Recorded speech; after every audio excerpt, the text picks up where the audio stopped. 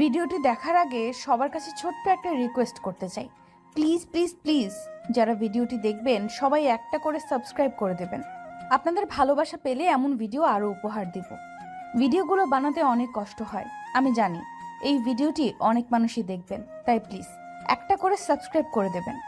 আর যারা আমাকে ভালোবাসে তারা সবাই একটা করে লাইক দিয়ে দেখিয়ে দিবেন লাভ ইউ অল।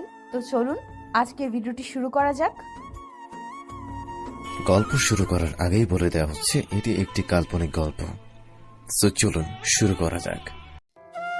এখন মধ্যরাত, খুব সুন্দর জ্যোৎস্না ছড়িয়েছে চারদিকে। চাঁদের আলোয় চেনা রাস্তাটিকেও অচেনা মনে হচ্ছে ধ্রুবর। একা একাই সিগারেট ফুঁকতে ফুঁকতে হাঁটছে ও। হঠাৎ সামনে একটা মেয়ে চলে এলো।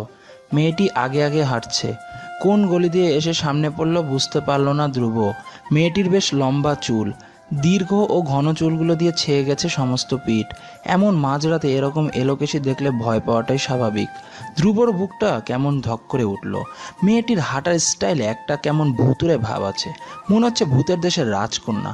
আচ্ছা, এটা সত্যিই ভূতপেতনি নয় তো? নিজের মনকে নিজেই প্রশ্ন করলো ধ্রুব। কিন্তু ভয় হচ্ছে, মেয়েটাকে কোনো সাধারণ মেয়ে মনে হচ্ছে না। ধ্রুব আস্তে আস্তে হাঁটতে লাগলো। আচমকা মেয়েটি পিছন ফিরে তাকালো। চাঁদের আলোয় রূপবতী মেয়েটাকে দেখে কল্পলোকের রাজকন্যা মনে হচ্ছে। ছোট্ট একটা মুখে অসম্ভব মায়া। এই চাহনিতে যে কেউ তলিয়ে যেতে পারে। যতবার চোখের পলক ফেলছে ততবার বুকের ভেতরটা কেমন মোচড় দিয়ে উঠছে। প্রথম দেখাতেই প্রেমে পড়ে যাওয়ার মতো অবস্থা হলো ধ্রুব। ধ্রুব তখন থমকে দাঁড়িয়ে রইল। মেয়েটি তখন দু পা এগিয়ে এসে জিজ্ঞাসা করলো, 29 নম্বর বাড়িটা কোন দিকে একটু বলবেন প্লিজ?